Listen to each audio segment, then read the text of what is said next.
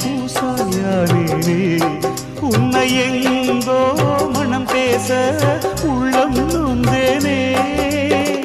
நாம் ஒன்று சேரும் திருநாளும் உருவாகும்